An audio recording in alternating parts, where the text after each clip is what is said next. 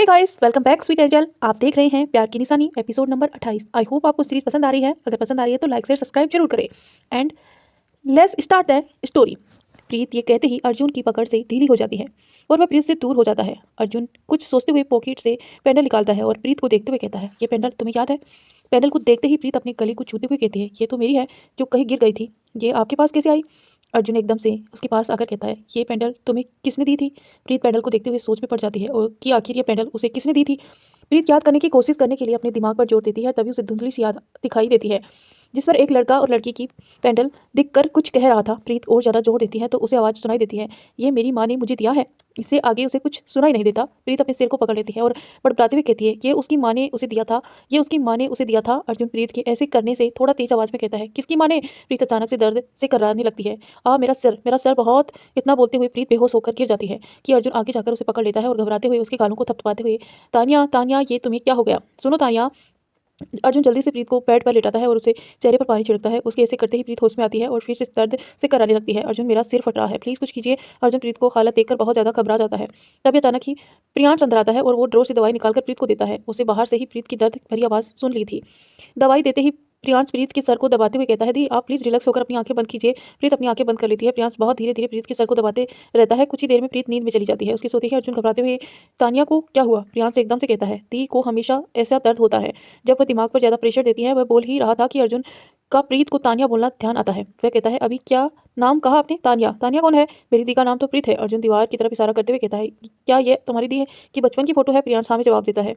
अब अर्जुन बहुत ज़्यादा परेशान हो जाता है। वह जल्दी से कमरे से निकलकर हॉल में चला जाता है। सभी अपने बातचीत में व्यस्त थे कि अरुणी देवी की नज़र अर्जुन पर पड़ती है। वो मुस्कुराते हुए कहती है, बात हो गई ना? अर्जुन अर्जुन कोई जवाब नहीं देता। वह परेशान होकर खड़ा रहता है। उसके चेहरे पर परेशानी देख अरुणी देवी कहती है, क्या हुआ अर्जुन, आप इतने परेशान क्यों हैं? अर्जुन एकदम से शंकर जी को देखते हुए कहता है, अंकल मुझे अकेले में आपसे कुछ बात करनी है। शंकर जी कुछ देर अर्जुन को देखता है, फिर सोफे से उठकर उसको साथ ले जाकर चला जाता है। अब हॉल पर सभी लोग परेशान सा हो जाते हैं। कमरे पे पहुंचते ही अर्जुन शंकर जी को देखते हुए कहता है, अंकल तानिया को क्या हुआ है?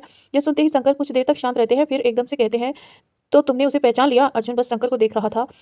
शंकर सोफे पर बैठकर कहते हैं, बचपन में ही हमेशा तानिया को छोड़कर स्कूल जाया करता था। बचपन में मैं हमेशा तानिया को छोड़ने स्कूल जाया करता था। एक दिन मैंने तानिया को तुम्हारे बहुत करीब होते हुए देखा। वो हमेशा तुम्हारे बारे में बात किया करती थी। तुम्हारे तुम्हारे प्रति उसका लगाव बढ़ता जा रहा था और मुझे पता चल चुका था कि तुम सिंघानिया परिवार के बेटे हो। मैं नहीं चाहता था कि तानिया तुम्हारे लिए तड़पे, क्योंकि उस वक्त हमारी दुश्मनी इस कदर थी कि खत्म होने का नाम ही नहीं ले रही थी। इसलिए मैं हमेशा तानिया को तुमसे दूर रहने के लिए कहता था, पर वो जीत पर अड़ी हुई थी कि वो सिर्फ तुम्हारी वाइफ बनेगी। मैं कोशिश कर ही रहा था कि अचानक एक दिन तानिया का एक्सीडेंट हो गया। उसी वक्त डॉक्टर ने बताया कि तानिया की याददाश्त जा चुकी है और वह बीते दिनों की सारी घटनाएं को भूल चुकी है। ये जानकर मैंने डिसाइड कर लिया कि तुमसे तानिया को दूर करने का यही एक मौका है। मैंने तानिया को मरा हुआ घोषित कर दिया और उसे एक नया नाम दिया, प्रीत राठौड़। उसके बाद उसे यहाँ से दूर पढ़ने के लिए भेज दिया। उसे तुम बिल्कुल भी याद नहीं थे, लेकिन हुआ भी तो क्या, जब वह बड़ी हुई तो फिर से तुम्हारे ही प्यार में पागल हो गई। यह सब सुनकर जैसे अर्जुन का दिल सुकून से भर जाता है। उसकी तानिया ने यादाश्त ना होते हुए भी हमेशा उससे ही प्यार किया। अर्जुन कमरे से निकलकर सीधा प्रीत के कमरे में जाता है और उसे गले लगा लेता है। प्रीत दवाई के असर में अब तक सो रही थी। अर्जुन की आंखें खुशी से नम हो चुकी थी। वह प्रीत से अलग होकर कहता है, I really love you Tania. मैं पागल था जो तुम्हें पहचान नहीं पाया, तुम्हारे प्यार को पहचान नहीं पाया। हर बार तुम्हें हर्ट करता रहा, तुम्हारे प्यार को झूठा कहा। मुझे माफ कर देना। I am really sorry. तुम मुझे कोई भी सजा दे दो, लेकिन अब मैं तुम्हें खुद से बिल्कुल दूर नहीं होने दूंगा। इतना कहते ही अर्जुन प्रीत के माथे को चूम लेता है। कुछ ही देर में अर्जुन हॉल में आ जाता है जहाँ सुकून की थाल बदली जा रही थी। ये देखकर अर्जुन के होठों पर मुस्कान आ जाती है। अर्जुन देवी अरुणी देवी पल्लव सिंह से कहती है, 2 दिन बाद सगाई से लेकर शादी की तैयारियां शुरू कर दीजिए। अब हम इस खुशी के मौके का बिल्कुल भी इंतजार नहीं कर सकते। पल्लव सिंह मुस्कुराते हुए हाँ में जवाब देते हैं। उसके साथ ही सिंघानिया परिवार राठौर परिवार से विदा लेकर चला जाता है। मसूरी में मीटिंग हॉल में बहुत सारे लोग बैठे थे। सभी कंपनी के सीईओ के आने का इंतजार कर रहे थे। काफी देर तक जब कोई नहीं आता तो नीरज चोपड़ा बीच में ही कहते हैं, मैंने पहले ही कहा था इस कंपनी का संभालने वाला कोई नहीं है। अगर होता तो कब का आ गया होता। सारे लोग आपस में बात कर ही रहे थे। वहीं काव्या का असिस्टेंट साहिल परेशान होकर बार बार काव्या को कॉल किया जा रहा था, लेकिन काव्या का फोन तो आदित्य के पास था। पूरे कमरे में बात चल ही रही थी कि कमरे का दरवाजा खुलता है। रोकी आगे आकर खड़ा हो जाता है। आदित्य अंदर आता है। उसके पीछे पीछे वीर आता है। आदित्य को देखते ही सभी हैरान थे और तुरंत ही चेयर से खड़े हो जाते हैं। वीर साहिल के पास जाकर सारे इंफॉर्मेशन को बताता है। वहीं आदित्य को देखकर नीरज चोपड़ा के तो होश ही उड़ जाते हैं। आदित्य सीधा जाकर सीईओ की चेयर पर बैठता है और चारों तरफ एक नजर डालता है। वीर सामने आकर कहता है, he is the owner of the company, he is the owner of the company. इतना बोलते ही वह कुछ पेपर्स को सामने रखता है। किसी की हिम्मत नहीं थी वह पेपर्स को उठाकर पढ़े और कंफर्म करे। जब कोई रिस्पॉन्स नहीं आता तो वीर कहता है, only one have a question. सबके मुंह में एक लफ्ज तक नहीं निकला। नीरज चोपड़ा आदित्य को देखता है जो आंखें बंद की हुई फ्रस्ट्रेशन में घुमाया जा रहा था। अपने सिर को रब किया जा रहा था। उसका ऐसा रिएक्शन देखकर नीरज चोपड़ा डर से कांपने लगता है, क्योंकि उसे भी पता था कि आदित्य जितना शांत दिखता है उससे ज़्यादा खतरनाक उसका ऑरा होता है। उसने तो ये सोचकर इस कंपनी पर नजर डाली थी कि इस कंपनी का ओनर कोई बहुत ही वीक पर्सन होगा, पर यहाँ तो most popular businessman Aditya Singhania था, जिसे बिजनेस वर्ल्ड में नंबर 1 पोजीशन में थे। जब कोई कुछ नहीं कहता तो वीर आदित्य को देखते हुए कहता है, सर आई थिंक सारी प्रॉब्लम सोल्व हो गई है, किसी को कोई सवाल नहीं है। ये सुनते ही आदित्य के हाथ रुक जाते हैं। वह अपनी आंखें खोलकर चेयर से उठता है और कमरे से बाहर निकल जाता है। वहीं साहिल को कुछ इंटरेक्शन देकर चला जाता है। आदित्य के जाते ही सबके चेहरे पर राहत होती है। अब वह सब गुस्से से नीरज चोपड़ा को देख रहे थे। वहीं उसकी हालत तो खराब हो चुकी थी। इधर राठौर विला से निकलकर सब अब सपना के घर पर उपस्थित थे। प्रकाश, शिखा और सपना तीनों सोफे पर शांति से बैठे हुए थे, क्योंकि उन्हें अरुणी देवी ने शादी के लिए मना कर दिया था। दत्ता परिवार इतना बड़ा खानदान नहीं था कि वो सिंघानिया परिवार के फैसले पर कुछ कह सके। अरुणी देवी बहुत ही नरमी से कहती है, हो सके तो हमें माफ कर दीजिएगा, हमने कभी ये सोचा नहीं था कि ऐसा कुछ हो जाएगा। इस पर दत्ता परिवार में से कोई कुछ नहीं बोलता। अरुणी देवी एक नजर अनुराग को देखती है, जो बेचैन होकर बैठा हुआ था। उसे ऐसे देख अरुणी देवी थोड़ा मुस्कुरा देती है, फिर खुद को नॉर्मल करते हुए अपनी जगह से उठकर कहती है, ठीक है अब हम चलते हैं, और आप सपना को रिश्ते की चिंता मत कीजिए, हम खुद उसके लिए रिश्ता ढूंढेंगे। उसकी बात सुनकर सपना की नजर सीधा अनुराग पर चली जाती है, जो अभी सिर झुकाए परेशान था।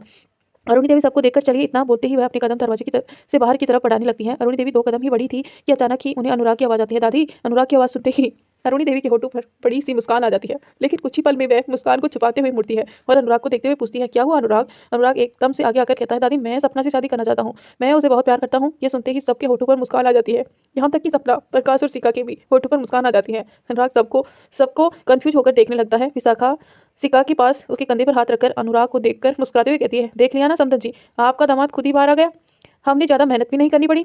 शिखा अनुराग को देखकर मुस्कुराते हुए बस हाँ में सिर हिला देती है। अनुराग अब भी बहुत ज़्यादा कंफ्यूज था। अरुणी देवी अनुराग को देखकर मुस्कुराते हुए कहती है, हम सबको पहले से ही पता था कि आप सपना से प्यार करते हैं। ये सुनते ही अनुराग शॉक्ड हो जाता है। वहीं रूहानी सपना को धक्का देती है तो सपना सीधा अनुराग के सीने से टकरा जाती है।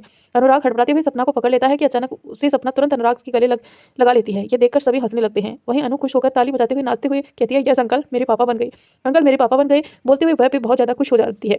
उसकी खुशी देखकर सब हंसने लगते हैं। सपना अनुराग से अलग होती है और सीधे कमरे में भाग जाती है। अरुणी देवी हंसते हुए कहती है, अब हमें भी इनकी शादी जल्द करवानी होगी। तभी विशाखा कुछ सोचते हुए कहती है, माँ क्यों ना हम सबकी शादी एक साथ ही करवा दें।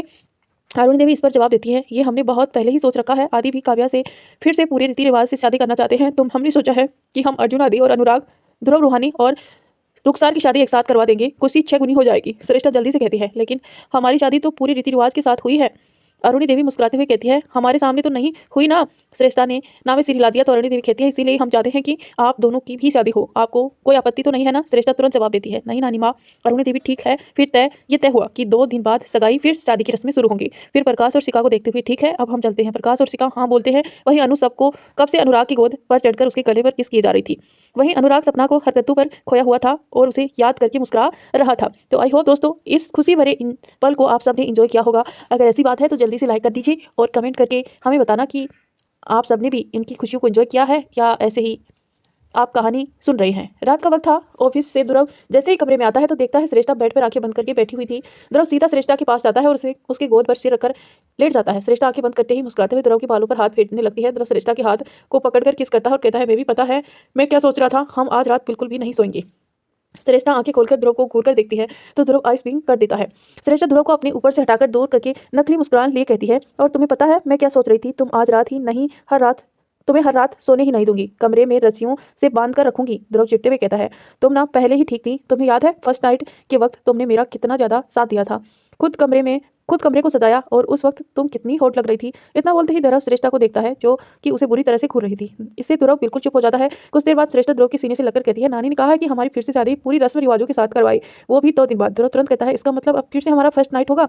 ओ गॉड, नानी हो तो ऐसी हो। श्रेष्ठा ध्रुव से दूर होकर उसे तकिए से मारते हुए कहती है, तुम बहुत बुरे हो, और चिढ़ जाती है। ध्रुव तुम्हें गंदी बातों के अलावा कुछ नहीं सूझता। ध्रुव हंसते हुए कहता है, अरे इसमें गंदा क्या है।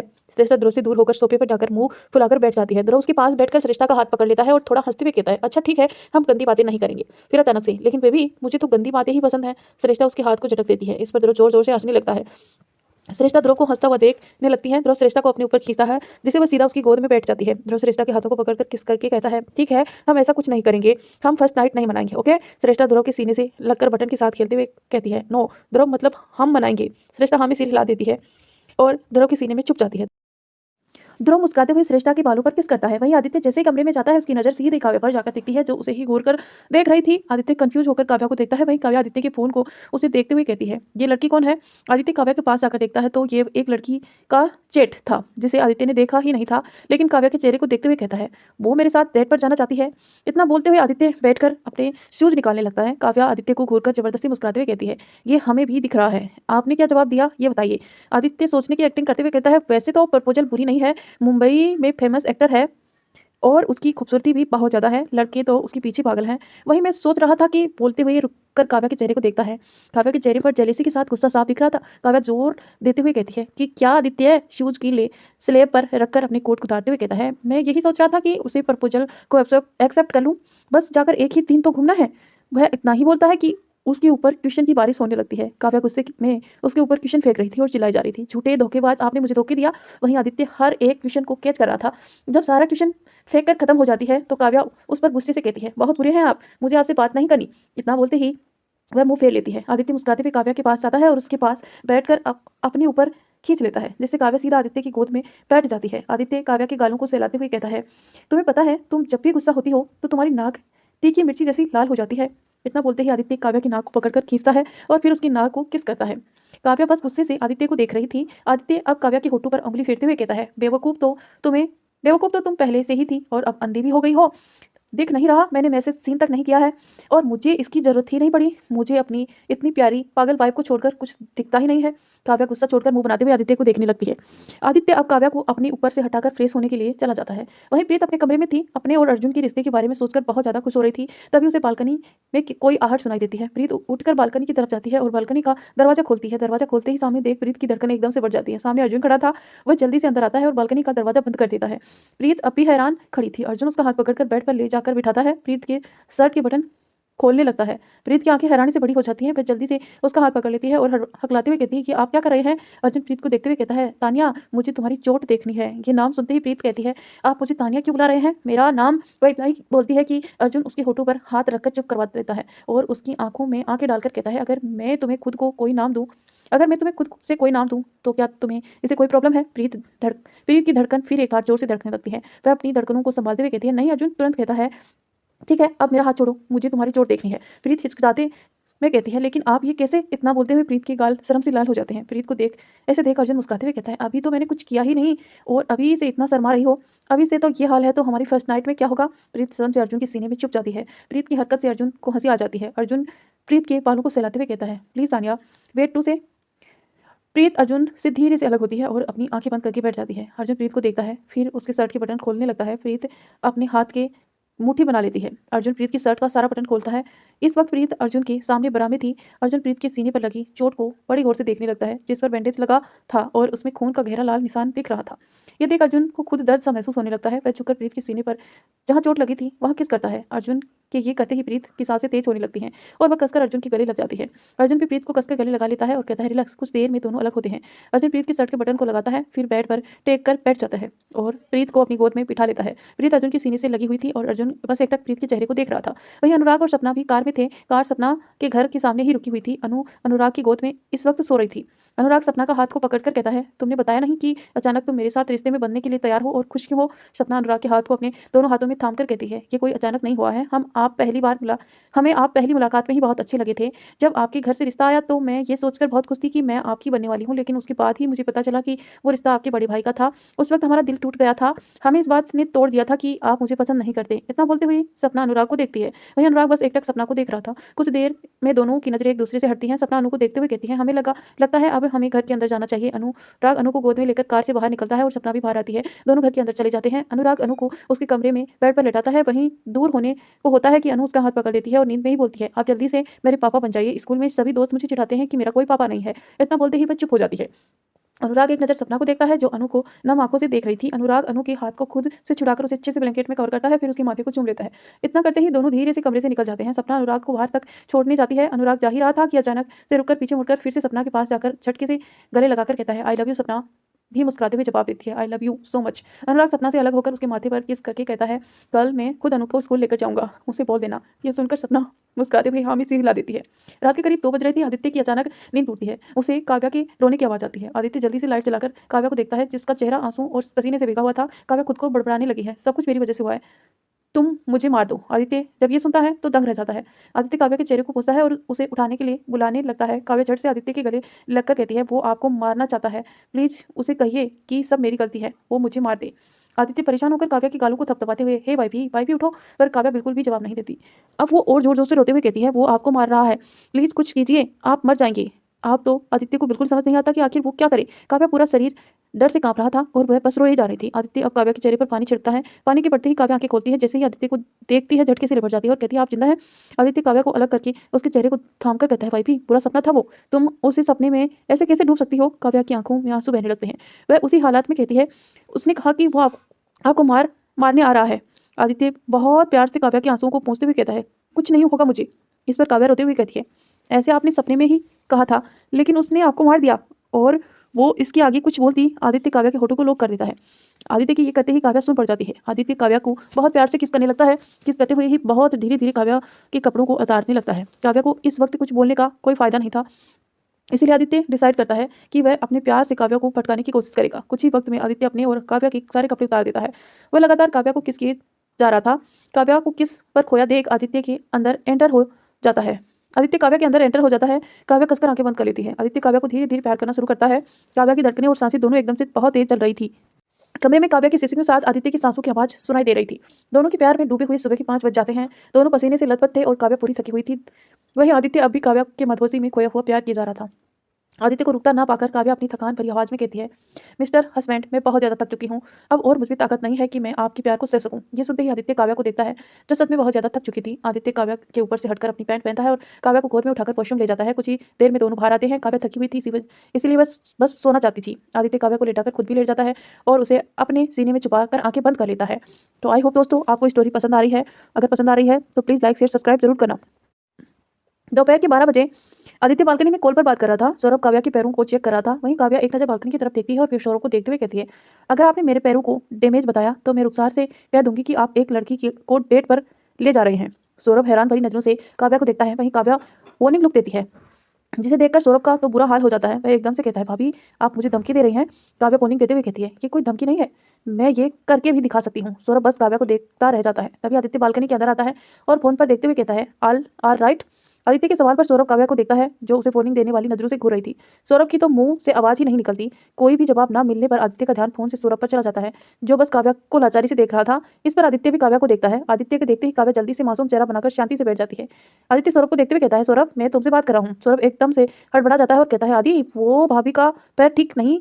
उसके इतना बोलते ही काव्या उसे बुरी तरह से घूरने लगती है। तो सौरभ काव्या को देख थूक गटकते हुए कहता है, मेरा मतलब है भाभी का पैर अब बिल्कुल ठीक हो चुका है, वो अब जल्दी चल सकती है और कहीं भी जा सकती है। आदित्य सौरभ को अजीब नजरों से देखता है। तो वहीं काव्या खुशी से उछलते हुए पैर से नीचे उतरकर कहती है, मेरे पैर बिल्कुल ठीक हो गए, अब मैं चल सकती हूँ।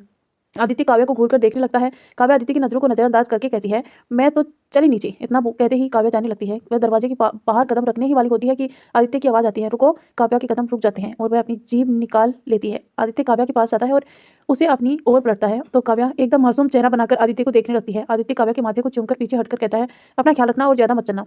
काव्या जल्दी से हाँ में सिर हिलाते हुए चली जाती है। उसके जाते ही आदित्य दरवाजा बंद करता है। इतना करते ही वह बेड की तरफ जाता है और बेड पर बैठकर अपने दोनों हाथों से चेहरे को कवर कर लेता है।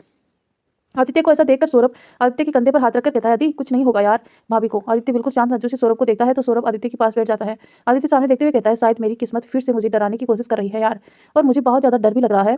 इस पर सौरभ बस आदित्य को देखता रहता है। दोनों के बीच एकदम से खामोशी छा जाती है। काव्या सीधे नीचे जाती है तो उसे विशाखा, रोहानी और श्रेष्ठा एक साथ दिखती है, जो स्टोर रूम की तरफ जा रही थी। काव्या उसके पीछे जाकर आवाज देती है, माँ आप लोग वहाँ क्यों जा रहे हैं। काव्या को देखकर विशाखा मुस्कुराते हुए कहती है, काव्या आप आ गई, सच में आपके बिना मन ही नहीं लग रहा था, चलिए आप भी हमारे साथ आइए। काव्या उसके साथ जाती है। स्टोर रूम में विशाखा एक बक्से को खोलती है और उसमें से अलग अलग कलश निकालने लगती है। कलश को हर एक को पकड़ा देती है। फिर उसके लेकर सब होल पर आ जाती है। हर एक कलश में एक अलग ही तरह की डिजाइन बनाई हुई थी। डिजाइन को देखते हुए श्रेष्ठा पूछती है, मामी कलश में अलग तरह का पहचान क्यों बनाया गया है। काव्या को और रूहानी भी कलश को ध्यान से देखते हैं। इस पर विशाखा हंसते हुए कहती है, अरे बेटा ये सब बहुओं की पहचान के लिए है। जब अर्जुन, आदि और अनुराग छोटे थे तभी मैंने अपनी अपनी उनकी पत्नी के गृह प्रवेश के लिए के कलश बनवाए थे और सब पर एक अलग पहचान दे दी थी। वह ये बोल ही रही थी कि तभी सवरा अपने एक हाथ को पकड़ कर के आती है।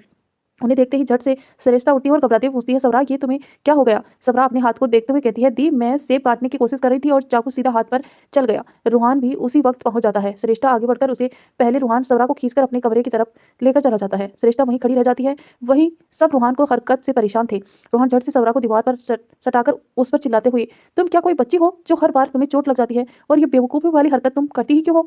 सवरा एकदम से कहती है, तुम मुझे यहाँ डांटने के लिए लाई हो? सवरा के ऐसे बोलते ही रूहान का ध्यान सीधे उसकी चोट पर जाता है। सवरा का पूरा हाथ अब तक खून से भर चुका था। रूहान सवरा को बेड पर बिठाता है और उसको बैठाते ही फर्स्ट एड बॉक्स लेकर उसके सामने घुटनों के बल बैठ जाता है और सवरा के हाथ को कॉटन से साफ करने लगता है। सवरा बस उसे देखते रह जाती है। कुछ ही देर में रूहान सवरा को बैंडेज कर देता है। इतना करते ही रूहान की नज़र सवरा पर पड़ती है जो एकटक बस उसे ही देख रही थी। रूहान उसे देखकर कहता है, जंगल में तुम्हारा एहसान में डूबा हुआ था जंगल में तुम्हारे एहसान से डूबा हुआ था और मुझे किसी के एहसान में जीना बिल्कुल पसंद नहीं है। उस वक्त तुमने मेरी मदद की थी, अब मैंने कर दी, हिसाब बराबर। Now get out for here.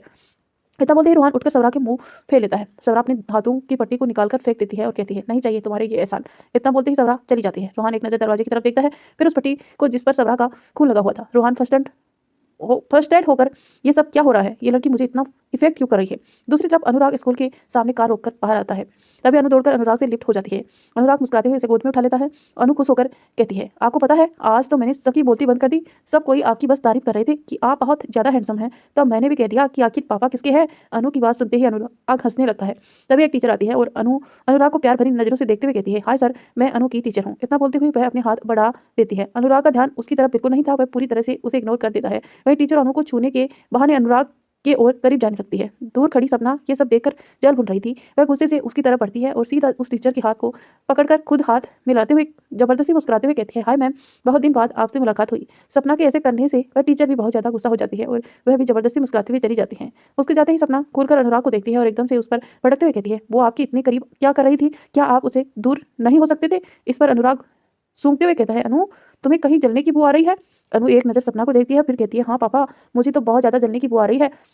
दोनों की बातें सुनकर सपना नाराजगी से कार के अंदर बैठ जाती है। अनु एक नज़र सपना को देखती है और अनुराग को देखते हुए कहती है, पापा, लगता है मम्मा बहुत ज़्यादा गुस्सा है। अनुराग भी अनु की बात पर हामी भरते हुए कहता है, मुझे भी यही लगता है। अनुराग अनु को अपनी गोद में बिठाकर कार की ड्राइविंग सीट पर बैठ जाता है। अनुराग एक नज़र सपना को देखता है जो गुस्से में सामने की ओर देख रही थी और उसे ऐसे देख अनुराग कार स्टार्ट करता है। प्रीत अब तक अर्जुन की गोद में सोने से सीने से लगी हुई थी और सो रही थी और अर्जुन बस एकटक उसे देख रहा था। अर्जुन प्रीत के बालों को सहलाने लगता है। प्रीत अपनी आंखें धीरे धीरे खोलती है और आंखें खुलते ही अर्जुन का चेहरा देखकर प्रीत के होठों पर बड़ी सी स्माइल आ जाती है। अर्जुन झुककर प्रीत के माथे पर किस करके कहता है, अब तुम्हें कैसा लग रहा है? प्रीत मुस्कुराते हुए कहती है, बहुत अच्छा। अर्जुन प्रीत के गालों पर हाथ रखकर कहता है, बस कुछ दिन और, उसके बाद तुम सिर्फ मेरी बाहों में होंगी। एक पल के लिए भी मैं तुम्हें अपनी बाहों से जुदा नहीं होने दूंगा। प्रीत अर्जुन के हाथों के ऊपर अपने हाथ रखकर कहती है, मैं जुदा होने की कोशिश भी नहीं करूंगी। उसके इतना बोलते ही किसी किसी के गाल सपना के साथ करने की आवाज़ आती है। प्रीत जल्दी से सामने देखती है तो ये प्रियांश था जो मुस्कुराते हुए दोनों को देख रहा था। प्रीत हड़बड़ाते हुए अर्जुन की गोद से उठने को होती है कि अर्जुन उसे और कसकर पकड़ लेता है। इस पर प्रीत अर्जुन को खुद से छुड़ाने के लिए इशारा करती है पर अर्जुन नामे सिर हिला देता है। प्रीत लाचारी से उसे देखने लगती है। वहीं प्रियांश दोनों को पास आकर कहता है, जीजू, कहीं आप शादी से पहले ही मुझे मामू बनाने की तैयारी तो नहीं कर रहे हैं? प्रीत प्रियांश को घूर कर देखती है। वहीं अर्जुन हल्का हंसते हुए कहता है, मैं भी यही सोच रहा था कि शादी से पहले ही पापा बन जाऊं। प्रीत अर्जुन के सीने पर मारने लगती है तो अर्जुन हंसते हुए प्रीत के हाथों को पकड़ लेता है। प्रीत खुद को छुड़ाने की लगती है। प्रियांश मुस्कुराते हुए कहता है, दी, घर में कोई नहीं है, सब बाहर गए हैं और मैं भी बाहर जा रहा हूँ, बस यही बताने आया था। इतना बोलते ही प्रियांश चला जाता है। प्रीत अब अर्जुन को घूरकर देखने लगती है तो अर्जुन कहता है, ऐसे मत देखो जान, कहीं साले साहब की बात सच ना हो जाए। प्रीत की आंखें एकदम से बड़ी हो जाती हैं। अंधेरे कमरे में प्रिया की दर्द भरी आवाज़ गूंज रही थी। वह खुद से कहती है, ये क्या दिया है मुझे जो हर बार सांस लेने में बहुत दर्द हो रहा है। इतना बोलते ही वह फिर से सांस लेती है और उसकी दर्द भरी चीख निकल जाती है। तभी एक आदमी काले कपड़े से ढके हुए अंदर आता है। उसे देखते ही प्रियांश हैरानी से कहती है, तुम? वह आदमी अपनी खतरनाक आवाज़ में कहता है, सवरा कहाँ है? प्रिया घबराते हुए कहती है, मुझे नहीं पता वो कहाँ है। वह आदमी चलकर प्रिया के पास जाकर एक धारदार चाकू उसकी गर्दन पर फेरते हुए कहता है, मेरी दीवानगी की परीक्षा मत लो वरना। कहते हुए वह प्रिया की गर्दन पर चाकू को हल्के से कट करता है। प्रिया, मैं सच में नहीं जानती सवरा कहाँ है। उसकी इतना बोलते ही वह आदमी सीधा प्रिया की गर्दन पर चाकू घुसा देता है। उसके ऐसे करते ही खून झरने से पानी की तरह बहते हुए बाहर आता है। वह आदमी चाकू को छोड़कर कहता है, कहा था परीक्षा मत लो, मेरी दीवानगी तो मैं राख कर देगी। मैं दीवाना हूँ इस हद तक कि मैं अपनी हद भूल जाऊंगा। कहते हुए वह अजीब तरह से मुस्कुराता है। वहीं अनुराग एक खाली सी जगह पर कार को रोकता है और अनु को देखते हुए कहता है, अनु, मुझे तुम्हारी मम्मा को सॉरी बोलना है तो तुम अपनी आंखें बंद कर लो। अनु जल्दी से सिर हिलाते हुए कहती है, ओके पापा। सपना अब भी गुस्से में सामने की तरफ देख रही थी। अनुराग सपना की तरफ झुकता उसे के गाल पर किस कर देता है। सपना की आंखें हैरानी से बड़ी हो जाती हैं। वह घूमकर अनुराग को देखती है। तभी अनु कहती है, पापा मम्मा की लिप पर किस कीजिए, गाल पर किस करने से नहीं मारेगी। सपना हैरानी से अनु को देखती है। अनुराग अनु को देखता है जिसने अपने चेहरे को अपने छोटे छोटे हाथों से ढका हुआ था, पर वह ढकी ऐसे हुई थी कि सब कुछ उसे दिख रहा था। अनुराग हंसते हुए अनु के गाल पर किस करता है और वही सपना दोनों को घूरकर देखते हुए अनुराग से कहती है, आपको नहीं लगता आप कुछ ज्यादा ही अनु को बिगाड़ रहे हैं। इस पर अनु कहती है, अनुराग कहता है, तुम चिंता मत करो, मैं तुम्हें भी बिगाड़ दूंगा। इतना बोलते ही अनुराग सपना को देखकर आइस पिंग करता है। इस पर सपना बस सिर हिला देती है। रात के वक्त काव्या अपने पैरों पर चलकर इतनी खुश थी कि वह एक पल भी नहीं बैठ रही थी। आदित्य आज ऑफिस नहीं गया था, इसलिए सारा काम अपने कमरे में ही बैठा कर रहा था। काव्या डिनर के बाद सीधे बेड पर जाकर लेट जाती है। उसे देखकर आदित्य लैपटॉप बंद करके उसके पास आता है और बेड पर बैठकर काव्या के पैरों को अपनी गोद में रखकर उस पर दवाई लगाने लगता है। काव्या आंखें खोलकर देखते हुए कहती है, आप ये क्या कर रहे हैं। इस पर आदित्य जवाब देता है, सौरभ को धमकी देने से तुम्हारे पैर ठीक नहीं हो जाएंगे। काव्या की आंखें हैरानी से बड़ी हो जाती हैं। आदित्य काव्या के पैरों को बेड पर रखकर फिर वॉशरूम चला जाता है। कुछ ही देर में आदित्य वॉशरूम से बाहर आता है, फिर बेड पर लेट जाता है। काव्या भी लेट जाती है और आदित्य के सीने पर हाथ रख लेती है। आदित्य काव्या के हाथों को पकड़कर कहता है, भाई भी अगर मैं तुम्हें हमेशा के लिए छोड़कर चला गया तो तुम क्या करोगी। इतना बोलते ही आदित्य काव्या को देखने लगता है, जिसके चेहरे पर अजीब सा डर दिखने लगता है। काव्या का शरीर फिर एक बार कांपने लगता है। उसके चेहरे पर पसीना और आंसू एक साथ दिखने लगते हैं। उसका ऐसा रिएक्शन देखकर आदित्य सीधा उसे ऊपर आ जाता है और उसकी आंखों में देखते हुए कहता है, why wifey, why can not you trust me. क्या तुम्हें मेरे प्यार पर भरोसा नहीं है, या फिर इस रिश्ते पर भरोसा नहीं है, या तुम्हें उस किस्मत पर भरोसा नहीं है जिसने खुद हमें मिलाया है। कब तक तुम ऐसे ही अपने डर के साए में जीती रहोगी। हर बार तुम मुझे कमजोर बना देती हो। वो काव्या कहाँ चली गई जिसे मैं 2 साल पहले मिला था, जो बिना डरे बिना सहमे जिया करती थी, जो हमेशा दूसरों को डराकर रखती थी। कहाँ चली गई वो काव्या। जोर से आदित्य की धड़कन धक्का देती है और चिल्लाते हुए कहती है, मर चुकी है वो काव्या। तो आई होप दोस्तों आपने स्टोरी को लाइक कर दिया होगा। अगर नहीं किया है तो प्लीज़ दोस्तों जल्दी से लाइक कर दीजिए, क्योंकि आपका लाइक मुझे बहुत मोटिवेट करता है कहानियों को आगे कंटिन्यू बढ़ाने के लिए। और अगर चैनल पर नए हैं तो प्लीज़ सब्सक्राइब कर दीजिए ताकि हमारा परिवार बड़ा हो सके। काव्या के ऐसे रिएक्शन पर आदित्य को पहले से ही अंदाजा था। काव्या तेज आवाज़ में कहती है, जिस काव्या की आप बात कर रहे हैं वो काव्या बहुत पहले मर गई, जब माँ पापा ने हमेशा के लिए अपनी आंखें बंद की थी। उस वक्त मैं पहली मौत मरी थी। उसके बाद जब मुझे दादी बीच छिन गई उस वक्त मैं दूसरी मौत मरी थी। अब वो 2 साल पहले की काव्या नहीं रही। उस काव्या ने कभी डरना नहीं सीखा था, लेकिन अभी जो आपके सामने काव्या है वो डरती भी है, घबराती भी है और घुट घुट कर मरती भी है। इतना बोलते हुए काव्या बेड से बैठकर घुटनों पर मुंह छुपाकर कहती है, मुझे बहुत बहुत डर लगता है, मैं बहुत ज़्यादा डरती हूँ, बहुत डरती हूँ मैं। ऐसा नहीं है कि मैं आपके प्यार पर भरोसा नहीं करती या फिर इस रिश्ते पर भरोसा नहीं करती। मैं आप पर, आपके प्यार पर, आपकी जान से भी ज़्यादा भरोसा करती हूँ, लेकिन जितना भरोसा है उससे भी ज़्यादा डर है। इतना बोलते ही काव्या बिल्कुल चुप हो जाती है। आदित्य ड्रॉर से एक दवाई की डिब्बी निकालता है और काव्या के सामने करते हुए कहता है, अगर इतना ही भरोसा है तो तुम ये पिल्स क्यों लेती हो, क्योंकि सर उठाकर सामने देखती हो। काव्या सिर उठाकर सामने देखती है तो एकदम से उसे हाव भाव बदल जाते हैं। वह खुद को संभालते हुए कहती है, ये पिल्स मेरे लिए बहुत ज़रूरी है। जैसे ही आदित्य ये सुनता है गुस्से से पागल हो जाता है। वह पिल्स की बोतल को फेंककर गुस्से से काव्या के कंधे पर अपने हाथ कसते हुए कहता है, तुम्हारा दिमाग खराब है, तुम्हें पता भी है ये पिल्स तुम्हारे ब्रेन को डैमेज कर रही है, और तुम्हें इतना तो पता है ना, जब ब्रेन काम करना बंद करता है तो क्या होता है, मेंटल डिसऑर्डर। नाम तो सुना होगा ना तुमने। इस पर काव्या ज़्यादा कुछ रिएक्ट नहीं करती, जैसे उसे ये सब के बारे में पहले से ही पता हो। काव्या बिल्कुल चुप देखकर आदित्य खुद को गुस्से से कंट्रोल करता है और काव्या के कंधों पर हाथ हटाकर काव्या के चेहरे को अपने हाथों में भरकर उसकी आंखों में देखते हुए बहुत नर्मी से कहता है, भाई भी तुमने मुझसे ये सब छुपाया। I know you know you know that मैं तुम्हारे बिना रह नहीं सकता। इसके बावजूद तुम ये पिल्स चुप चुप कर लेती हो। अगर तुम्हें कुछ हो गया तो मैं भी अपनी जान दे दूंगा। काव्या आदित्य की आंखों में देखते हुए कहती है, मैंने छोड़ने की कोशिश की थी, लेकिन बोलते हुए काव्या एकदम से रुककर नजरें नीचे कर लेती है। आदित्य तुरंत कहता है, मुझे पता है सब गलती मेरी है। अगर मैं तुम्हें छोड़कर नहीं जाता तो तुम्हें ये पिल्स दोबारा नहीं लेती। पर भाई भी मुझे समझ नहीं आ रहा है कि आखिर तुम्हें डर किस बात से लग रहा है। मैंने तो तुम्हें तुम्हारे जिस्म से लेकर रूह तक अपना लिया है। इस पर काव्या कुछ नहीं कहती। आदित्य कुछ देर तक काव्या को देखता है जो बिल्कुल शांति से बैठी थी। आदित्य उठता है और कबर्ड से एक बड़ा सा बॉक्स लेकर आता है। फिर काव्या के सामने बैठकर उसे खोलकर उसमें से कुछ ज्वेलरी की बॉक्स निकालता है। उसे दिखाते हुए आदित्य कहता है, कुछ दिन बाद हमारी शादी सही तरीके से होगी। मैं उस शादी में सारी पुरानी दर्दों को मिटाना चाहता हूँ। तुम्हें पता है मुझे कैसे फील हो रहा है, जैसे एक नए दूल्हे को शादी के समय फील होता है, उसी तरह से मुझे फील हो रहा है। मैं तुम्हें इन ज्वेलरी में सजकर एक दुल्हन के रूप में देखना चाहता हूँ। काव्या ज्वेलरी को ना देख सिर्फ आदित्य को देख रही थी। वहीं आदित्य अब काव्या की कुछ ज्वेलरी दिखाने में व्यस्त था। काव्या एकदम से सारी ज्वेलरी को हटाकर आदित्य के चेहरे को अपने हाथों में भरकर आंखों में देखने लगती है। आदित्य की आंखों में डर साफ दिख रहा था।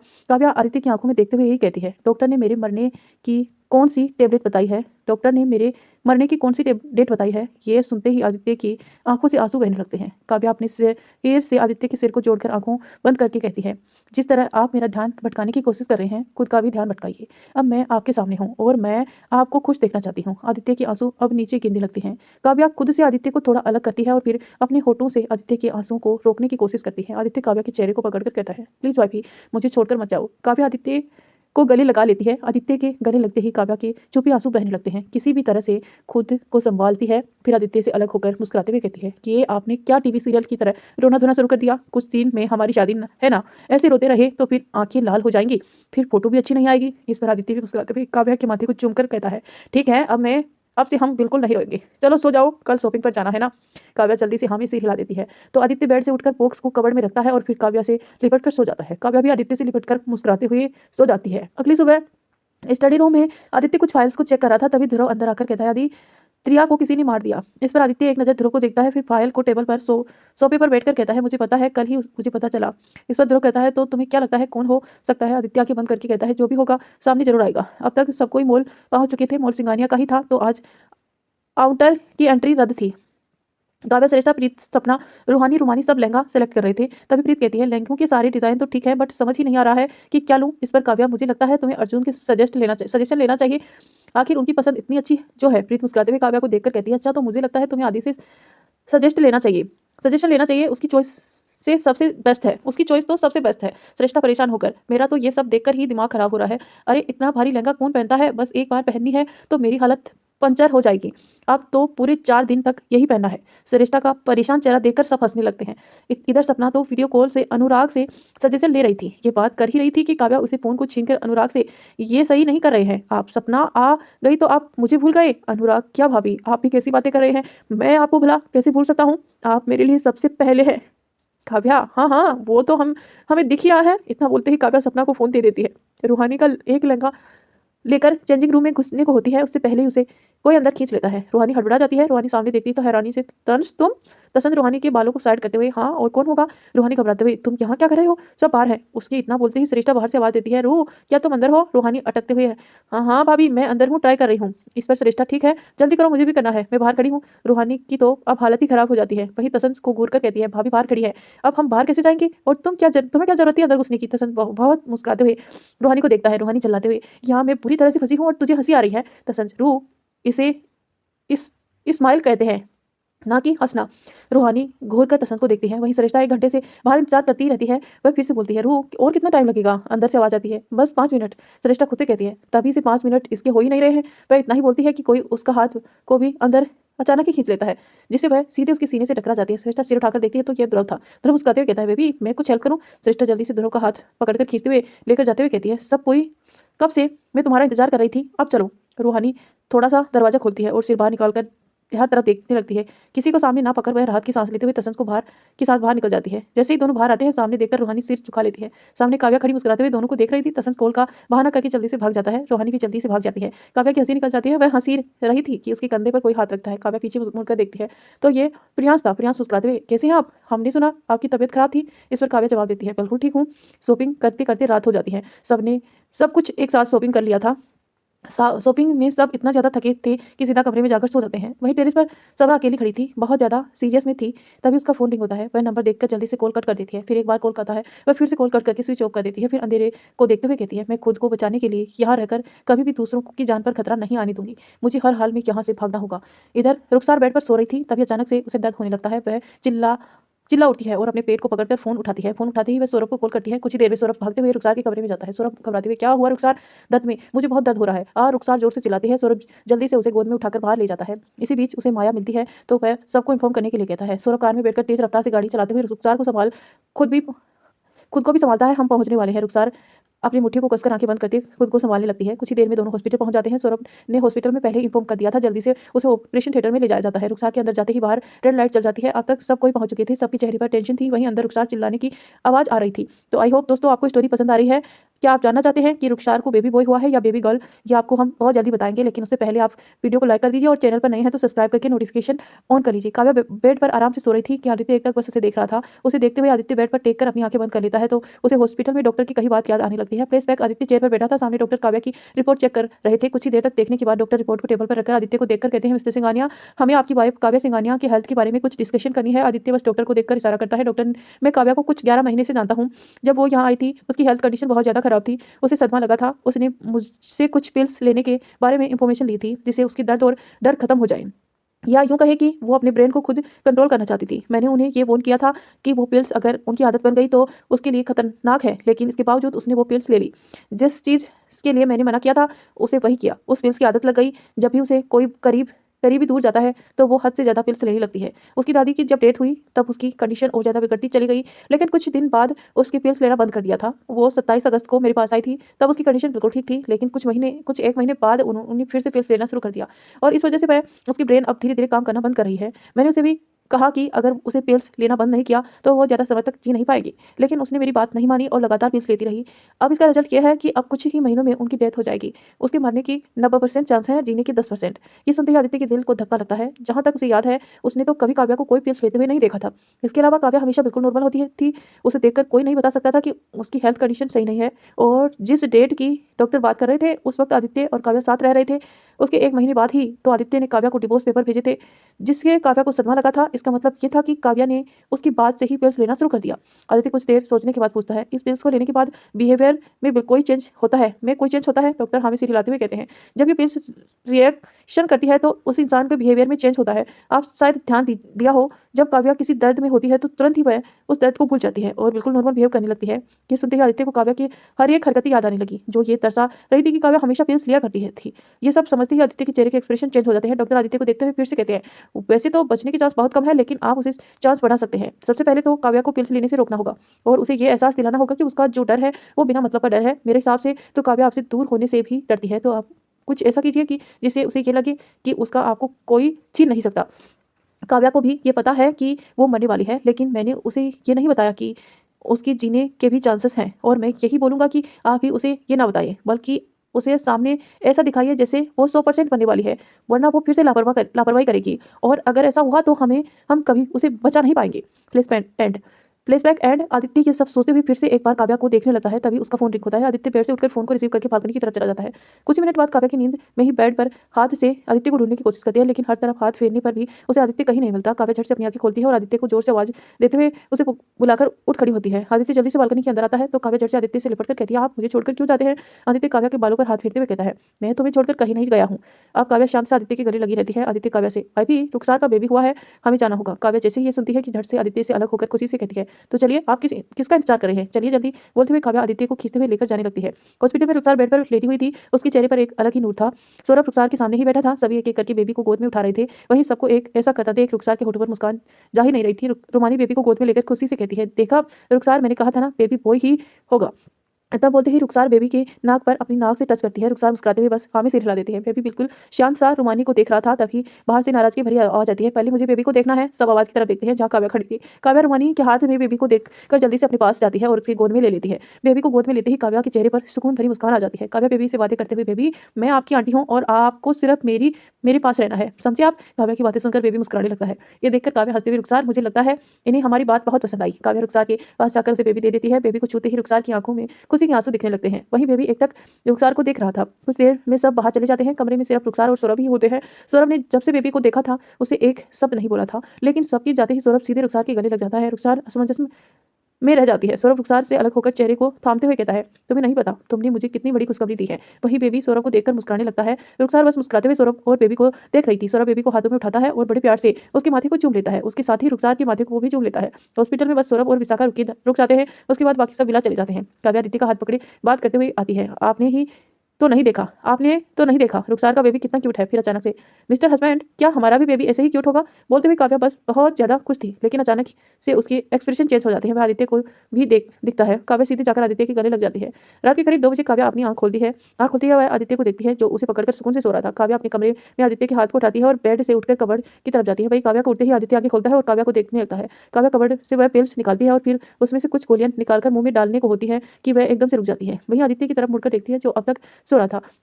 काव्या आदित्य को देखकर फिर से पिल्स को देखती है। वह तुरंत ही पिल्स को अंदर रखकर कबर्ड से बहुत सारे पिल्स की बोतल निकालती है और सीधे वॉशरूम चली जाती है। उसके जाते ही आदित्य भी उठकर उसके पीछे जाता है। आदित्य दरवाजा खोलकर देखता है तो काव्या सारे पिल्स को टॉयलेट सीट पर डाल रही थी। सभी पिल्स को डालकर वह बोतल सबको डस्टबिन में फेंक देती है। इतना करते ही वॉशरूम से निकलने लगती है। आदित्य जल्दी से जाकर बेड पर लेट जाता है और अपनी आंखें बंद कर लेता है। काव्या भी आती है और आदित्य से फिर से लिपट कर आंखें बंद कर लेती है। कुछ ही पल में वह आंखें खोलता है कि फिर आदित्य के चेहरे को छूने लगती है। चेहरे को छूते हुए वह धीरे से कहती है, मुझे मरने का डर नहीं है, डर है तो बस आपसे दूर जाने का। मुझे पता है मैंने बहुत बड़ी गलती कर दी, मेरी जिंदगी बस कुछ ही पल आपके साथ होगी, लेकिन मैं आपके साथ जीना चाहती हूँ, हमेशा हमेशा के लिए। मैं खुद को मिटने नहीं दूंगी, मैं जीऊंगी, मैं आपके लिए जीऊंगी। अगली सुबह आज सगाई थी तो सभी तैयारियों में लगे हुए थे। इसके साथ ही रुखसार का डिस्चार्ज भी हो चुका था और वह वापस आ रही थी। काव्या ड्रेसिंग टेबल के सामने अपनी गीले बालों को सुखा रही थी। तभी आदित्य काव्या की कमर में होते हुए पेट पर हाथ रखता है। काव्या आईने में आदित्य को देखने लगती है। आदित्य अपनी चिन को काव्या के कंधे पर रखकर आईने में काव्या को देखते हुए कहता है, भाई मैं ऑफिस जा रहा हूँ। काव्या मुस्कुराते हुए आदित्य की तरफ मुड़कर अपने हाथों को आदित्य के गले में लपेटती है। आदित्य काव्या को कमर से पकड़ लेता है। काव्या कहती है, आपको पता है ना आज हम सबकी एंगेजमेंट है, अगर आपने 1 मिनट भी लेट किया ना तो फिर मैं शादी में आपको पूरे 1 दिन का वेट कराऊंगी, समझे आप? आदित्य काव्या को और करीब खींचकर काव्या की नाक को खुद के नाक से टच करते हुए कहता है, तुम्हें नहीं लगता तुम मुझे कुछ ज्यादा ही धमकी देने लगी हो? काव्या, एक ही तो हस्बैंड है मेरा, अब उस पर इतना हक जमाना तो बनता है। बोलते हुए काव्या मुस्कुराते हुए आदित्य को देखने लगती है। आदित्य काव्या की आंखों में देखते हुए कहता है, चाहत इस कदर बढ़ने लगी है कि तुम्हारे जीने के साथ ही जीना मंजूर है हमें। अगर तुम नहीं तो मैं भी नहीं। तुमसे जुदा होने मेरे आलम में ही नहीं है, खुद को मिटाकर भी बस तुम्हारे साथ रहने की चाहत है। काव्या एक टक आदित्य को देखते रहती है। आदित्य, अगर डर है तो सिर्फ तुम्हें खोने से, अगर तुम्हें तो मौत से भी बेहतर जिंदगी हो जाएगी मेरी, लेकिन मुझ में इतनी ताकत नहीं कि मैं तुम्हारे बिना जी पाऊँ। किसी वक्त वो पल आए जो तुम्हें मुझसे छीन लेगा, उसी पल तुम्हारे हाथ पर अपने हाथ थामे मैं आखिरी सांस ले रहा होगा।